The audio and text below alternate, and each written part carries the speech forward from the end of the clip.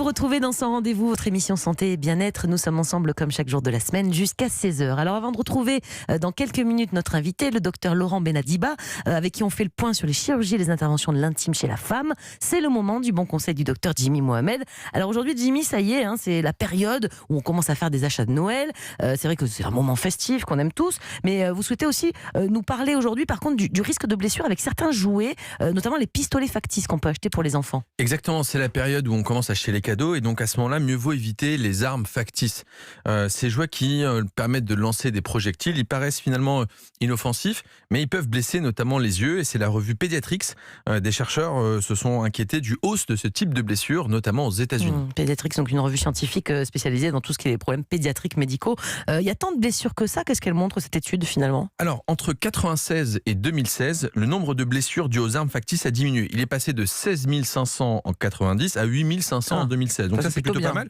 Mais à chaque fois, le principal objet qui est en cause d'accident, c'est les pistolets à billes.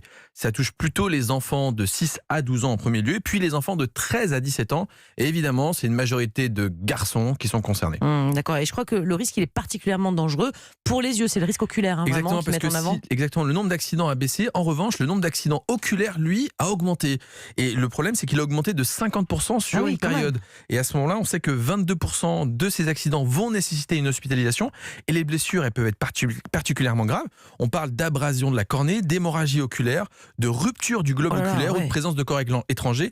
Ces armes armes factices, elles peuvent causer des handicaps sévères, permanents et parfois même la mort. Donc il faut être très vigilant. D'accord. Alors quelles recommandations, à part le fait de ne pas en acheter du tout, vous pouvez donner si vraiment c'est ce qu'il a commandé à Noël et qu'il veut que ça, on fait comment ? Exactement. Déjà, il faut éviter, si possible, ce type d'achat. Porter des lunettes de protection lorsque les enfants décident d'y jouer. Qu'il y ait toujours une surveillance parentale à ce moment-là. Et puis un conseil qu'on peut donner aux parents, je vois souvent des chambres d'enfants remplies de jouets et l'enfant ne sait plus quoi faire de ses jouets. Et souvent, plus un enfant a de jouets, moins il joue. Et ça, c'est un psychologue américain qui a expliqué ça. Lorsqu'un enfant a des jouets, il a deux phases. La première, c'est une phase de découverte. Et puis ensuite, il a une phase d'exploration. Et plus l'enfant a des jouets dans une chambre, et plus il explore simplement cette phase d'exploration où il va commencer à jouer 2 minutes, laisser tomber, passer à autre chose. Donc moins un enfant a de jouets, plus il va être dans la phase d'exploration et limiter la phase de découverte. Donc un enfant heureux, c'est un enfant finalement qui n'a pas beaucoup de jouets. Et c'est un enfant dont l'ennui permet de créer l'imaginaire. Donc il est inutile d'acheter plein de cadeaux aux enfants, ils ne seront pas plus heureux pour autant. Et surtout pas plein de pistolets. Moi ce que je fais, c'est que je les cache de temps en temps. Comme ça ils les oublient et quand je les ressors, ils ont l'impression que c'est des jouets nouveaux. C'est pas mal ça, c'est très bonne. Mais c'est une technique effectivement de remplacer un ancien jouet par un nouveau. C'est un peu la magouille, mais bon. On évite les pistolets, en tout cas on choisit des puzzles et des jeux de construction. Merci beaucoup.